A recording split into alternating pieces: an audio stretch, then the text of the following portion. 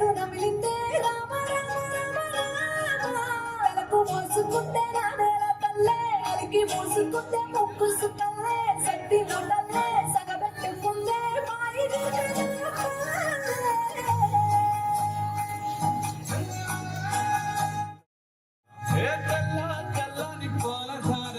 పొల్లే తెల్లారుతుంటదిరా గుల్లోని గంటలు కాడట్ల మెడలోన చెందగా మోముత ఉంటాయిరా నాగలి పూజన పెట్టుకుంటే దోస్తులు చేసినట్టేరా కొట్టు గోదా పక్కన ఉంటే కొండంత భాగం ఉన్నట్టురా చల్లగాలి మోసుకొచ్చెరా సేను శిలకల ముచ్చట్లు దారి పొడుగు చెట్ల కొమ్మలా దారుకున్న పూల సప్పట్లు గట్టి మోపులు కాల్వగట్టులు చెమట సుక్కల్లో తడిసిన ఈ మట్టి గంధాల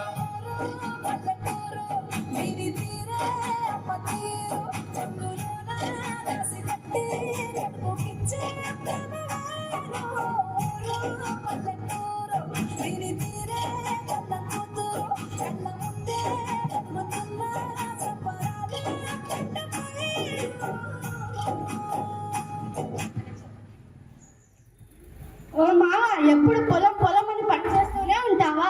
ఓ ముద్దేమైనా తినేది ఉందా లేదా?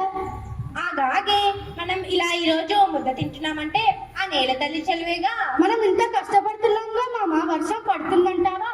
మన పొలంలో మొలకలు వస్తాయంటావా? ఓ వర్ణదేవుడా, నా పంట నీ కోసం ఎదురు చూస్తుంది. నీళ్ళు రాకపోతే నా పంట ఎలా బతుకుతుందయ్యా? మామ మన పొలంలో మొలకలు వచ్చినట్టున్నాయి చూడు. ఏ నా పొలంలో మొలకలు వచ్చాయి.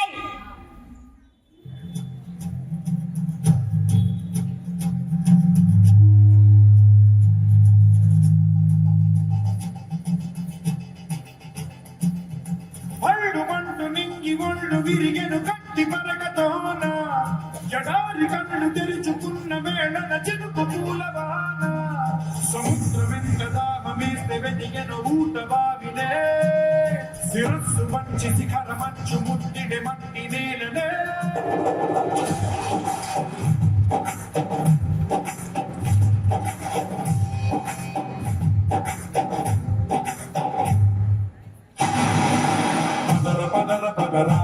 అడుగుకి పదును పెట్టి పదరా అడవిని చదును చెయ్యి పని వెతుకుతున్న సిరి దొరుకుతుంది కదరా పదర పదర పదరా ఇప్పుడు విని అడిగి చూడు పదరా చిగులు పదుమలుపు ఎక్కడను ప్రశ్నలన్నిటికీ సమాధానమిదిరా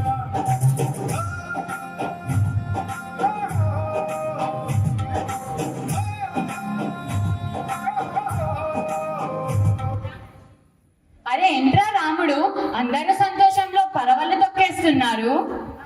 వచ్చాడయ్యా, కొద్దిసేపు కూడా సంతోషంగా ఉండనివాడు.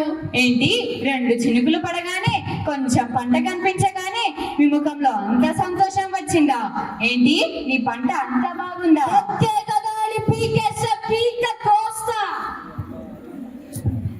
ఏంటయ్యా ఇలా వచ్చారు? ఈసారి నీ పంటను నాకే అమ్మమని చెప్పడానికి వచ్చా.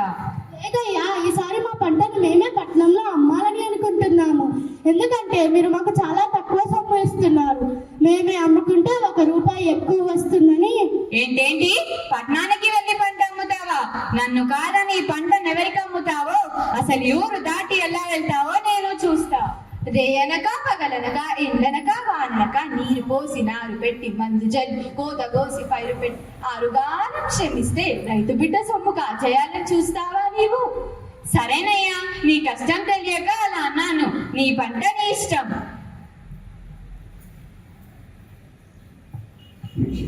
నాన్న, సంక్రాంతి దగ్గరికి వస్తుంది నాన్న.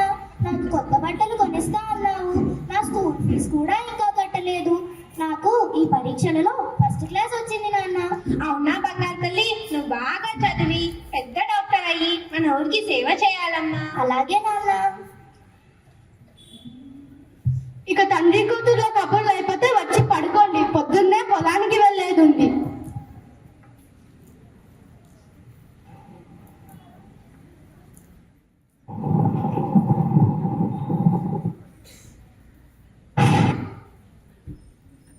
ఏంటి, ఉరుముల మెరుపుల వర్షం పడేలా ఉంది. ఒకసారి పొలానికి వెళ్ళొద్దాం పదయ్యా.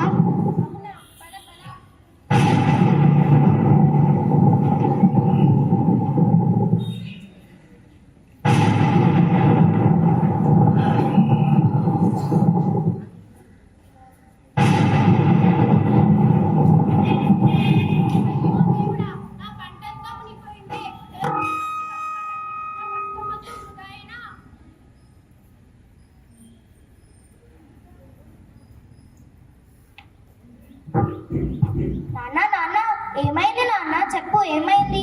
అమ్మ ఎందుకు అలా బాధపడుతుంది? నా కష్టం మొత్తం వృధా అయింది. ఇంకేముంది, ఇలాగే పంటలు పాడైతే డాక్టర్ని చేసేదెలా? నాన్న, నీ కష్టాలు తీర్చడం కోసం వ్యవసాయాన్ని అభివృద్ధి పరిచే కొత్త పద్ధతులను నేను చెల్లి కలిసి తెలుసుకున్నాం నాన్న. అవునా, ఏంట్రా అవి?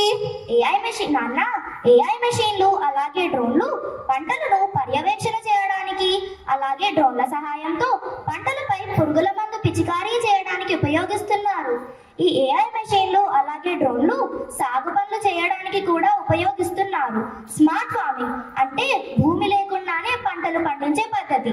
అకాల వర్షాలు పడినా కూడా ఈ పంటలకు ఎటువంటి నష్టం కలగకుండా ఉండే మంచి పద్ధతులు వచ్చాయి. ఈ సాంకేతిక పరిజ్ఞానం వల్ల ఎన్నో ఉపయోగాలు కూడా ఉన్నాయి. మొదటిది, దిగుబడి పెరుగుతుంది. రెండవది, సాధారణ రైతులకు లాభాలు వస్తాయి. మూడవది, ఖర్చు తగ్గుతుంది. అవునా, ఇప్పటి నుంచి ఆ పద్ధతితోనే వ్యవసాయం మొదలు పెడదాం. అలాగే నాన్న. అందరిలో ఈ ఆలోచన మారాలి. రైతంటే కేవలం కష్టాలు కన్నీళ్లు కాదని, నూతన వ్యవసాయ పద్ధతులను ఉపయోగిస్తే మంచి లాభాలను తీసుకురావచ్చని అందరికీ తెలియజేయాలి. విద్యారంగంలో కూడా వ్యవసాయానికి సంబంధించిన అనేక కోర్సులు అందుబాటులో ఉన్నాయి. వాటిని తెలుసుకొని వాటిలో రాణించే విధంగా ప్రతి పిల్లల తల్లిదండ్రులు వారిని ప్రోత్సహించాలి. ధన్యవాదాలు.